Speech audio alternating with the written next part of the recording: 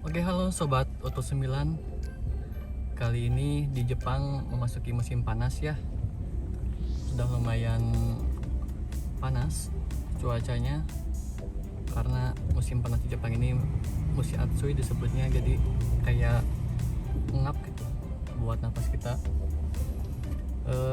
Kali ini Oto 9 akan membahas tentang perbedaan mobil di Jepang ya, salah satunya. Jadi teman-teman semua perlu diketahui, di Jepang sendiri mobil itu terdiri dari dua tipe. Yang satu Kei-car atau Kei-jidosa, yang kedua Futsu-jidosa atau mobil biasa. Ketika kita berbicara tentang Kei-car atau Kei-jidosa, maka mobil itu sisinya itu terbatas, atau cc-nya itu terbatas, yaitu di bawah 660 cc. Nah, jadi kategori mobil Kei-car itu sendiri batasannya itu 660 cc. Nah, dan untuk ukuran panjang dan lebarnya itu ada keterbatasan tertentu. Jadi nanti saya tunjukin berapa batas-batasnya.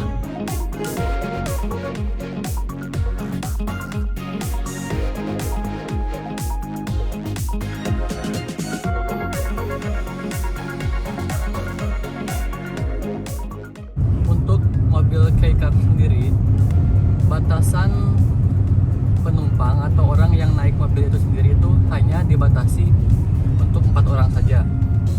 Jadi untuk teman-teman khususnya yang akan membeli mobil di Jepang,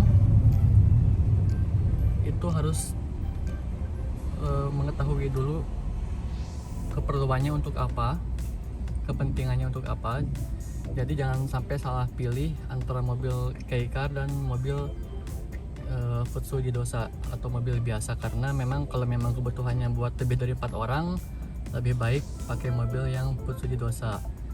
Nah, untuk Futsu-jidosa sendiri atau mobil biasa itu untuk cc-nya itu tidak dibatasi ya teman-teman, mau berapapun, sampai yang tinggi sekalipun itu nggak apa-apa. Tapi untuk mobil Futsu-jidosa itu sendiri mungkin kelemahannya itu di pajak ya teman-teman. Jadi kita ngomongin perbedaannya lagi. Untuk mobil Kei-car itu sendiri atau Kei-jidosa, biasanya plat nomornya itu yang tertempel di mobilnya itu berwarna kuning, sementara yang Futsu-jidosa atau mobil biasa itu berwarna putih. Lain lagi untuk mobil transportasi umum seperti taksi, bis, ataupun mobil-mobil besar, kontainer yang besar, itu biasanya warna plat nomornya itu hijau tua atau hijau army mungkin ya. Tapi untuk saat ini ada kebijakan kalau memang mobil Kei-car kita atau mobil Kei-jidosa kita mau pakai plat nomor putih, itu bisa teman-teman, bisa dirubah dengan ketentuan tertentu. Ya, ketentuannya apa itu nanti kita bahas lain waktu ya. Nah, apalagi perbedaannya sekarang dari pajak ya teman-teman. Jadi di Jepang itu ada pajak namanya Zekking yang harus dibayar setiap tahunnya. Ada juga yang namanya Shakeng atau inspeksi kendaraan. Kalau di Indonesia mungkin bisa dikatakan KIR mungkin ya. Tapi kan untuk KIR sendiri hanya mobil-mobil tertentu ya yang pakai KIR. Nah, untuk Zekingnya sendiri atau pajaknya itu sendiri setiap tahun itu berbeda-beda teman-teman. Untuk maksudnya, mohon maaf, jadi untuk pajaknya itu sendiri antara Kei-car dan Futsu-jidosa itu sangat berbeda teman-teman. Untuk Kei-car sendiri atau Kei-jidosa sendiri itu relatif lebih murah, bisa dikatakan 1 tahun itu di bawah 1 mang ya untuk mobil Kei-car sendiri atau Kei-jidosa ya. Sementara untuk Futsu-jidosa setahu saya paling murah itu sekitar 3 atau 4 mang.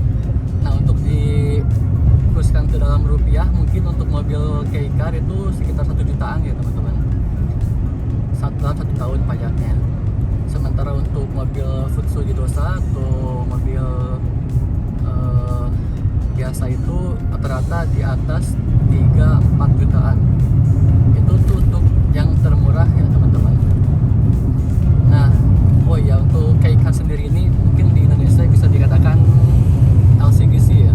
Tapi mungkin untuk di HRS sendiri yang membedakan LCGC dengan mobil-mobil yang biasanya itu dari ukuran aja biasanya.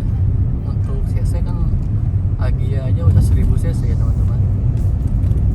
Nah, terus untuk Sakeng itu sendiri, Sakeng itu untuk mobil baru ya.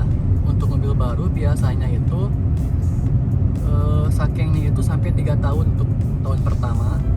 Nah, untuk tahun kedua dan berikutnya itu sekitar 2 tahun sekali ya untuk Sakeng. Apa itu Sakeng? Sakeng itu sendiri itu proses inspeksi kendaraan di mana kendaraan kita wajib diuji kelayakannya untuk jalan di jalanan Jepang. Tadi kalau mobil nggak ada Sakengnya itu bahaya tuh teman-teman. Kalau kena tilang ya urusannya panjang ya. Karena di Jepang itu nggak ada teman-teman istilah BPKB. Misalnya kan di Indonesia ada BPKB, STNK. Sementara di Jepang itu yang diperiksa itu Sakengso atau surat keterangan Sakengnya atau surat keterangan inspeksinya, sama dengan SIM dan juga asuransi ya teman-teman. Nanti kita berbicara lagi tentang asuransi yang ada di Jepang. Nah, Sakeng untuk mobil K-Car sendiri itu lebih murah ya teman-teman. Jadi ada Sakeng wajibnya dan Sakeng yang istilahnya tambahannya untuk gantian. Misalkan Sakeng wajib K-Car itu rata-rata 3 mang ya teman-teman, tapi itu udah hanya standarnya aja. Sementara kalau misalkan ada kerusakan lebih, maka ya pihak Sakeng yang mengerjakan itu pasti juga mewajibkan buat ngeganti misalkan bagian mesin yang ada kerusakan dan lain sebagainya. Terus bagian-bagian yang memang di luar list Sakengnya itu yang sudah tidak berfungsi dengan baik, maka harus diganti ya, tetap harus diganti. Untuk K-Car sendiri ya mungkin sekitar 5 mang untuk bayar Sakeng per 2 tahun. 5 mang itu sekitar mungkin 6 atau 7 jutaan ya teman-teman. Sementara untuk mobil Fujidosa sendiri atau mobil biasa yang seperti di depan saya ini, platnya warna putih, itu Sakengnya itu per 2 tahun ya, itu bisa sampai 8 atau 10 mang teman-teman. Sampai 10 sampai 12 jutaan mungkin, itu tergantung kondisi mobilnya itu sendiri. Dan untuk pajak mobil Fujidosa atau mobil biasa itu sendiri itu sekitar seperti itu tadi ya teman-teman.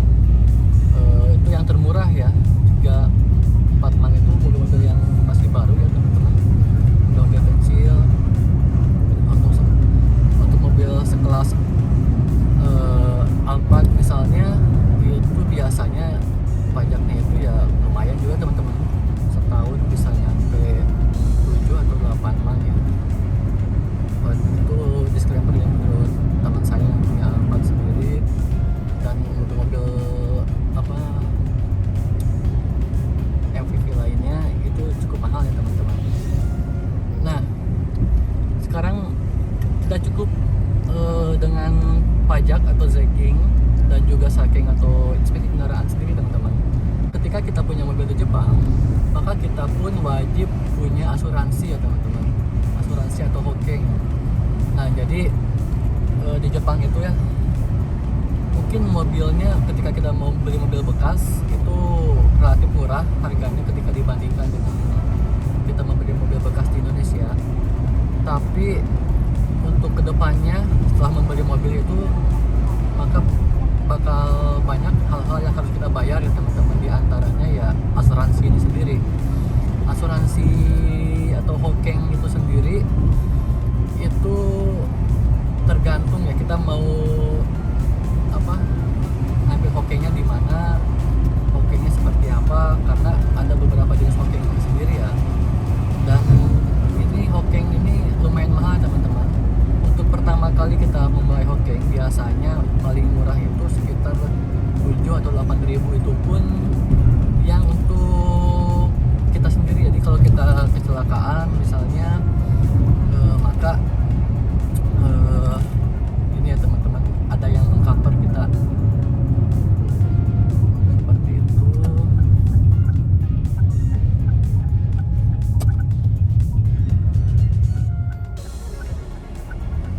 Oke, sambung lagi ya teman-teman. Jadi untuk ya asuransi sendiri yang termurah itu sekitar 7.000 ya, atau mungkin sekitar 800.000 sampai 1 jutaan ya teman-teman ya. Jadi ya perlu dipertimbangkan lagi ya teman-teman. Kalau memang teman-teman pengen membeli mobil di Jepang, jangan dilihat mobilnya itu murahnya aja ya teman-teman, karena sebenarnya ya untuk mobil baru sendiri relatif lebih sama ya untuk harganya. Dan untuk mobil bekas ya, mobil bekas itu ya memang murah ketika mobil itu mungkin di atas 5 tahun ya, 10 tahun itu relatif lebih murah ya teman-teman. Untuk harga mobil bekas di Jepang sendiri ya, yang mahalnya itu antara Hokeng dan juga pajaknya teman-teman, atau asuransi dan pajak. Dan untuk 2 tahun itu Sakeng ya teman-teman, inspeksi kendaraan. Jadi kita harus tahu hal-hal apa saja yang harus kita bayar ke depannya ketika kita membeli mobil di Jepang. Ya mungkin banyak sekali blogger-blogger yang ada di Jepang yang mengutarakan bahwa harga mobil di Jepang itu murah ya teman-teman. Seperti ya mungkin ada yang 10 mang atau cuman 10 juta, ada yang cuma 15 juta, 20 juta ya, karena memang sebenarnya ketika ada yang ngejual mobil dengan harga murah dan sakengnya itu masih panjang, terus kita masih 2 tahun, berarti sakengnya itu masih baru ya teman-teman. Dan otomatis si hasil inspeksi kendaraannya itu masih baru ya, masih layak pakai lah mobilnya, masih bisa dipakai untuk 2 tahun ke depan. Dan itu worth it ya untuk kita pakai mobilnya ke depannya. Tapi yang wajib kita ketahui yaitu tambahan-tambahan apa saja. Dan perlu diingat ya teman-teman, di Jepang itu parkir itu mahal ya teman-teman. Kalau kita tinggal di Apato itu tidak serta-merta kita bisa gratis aja parkir, walaupun itu Apato sendiri atau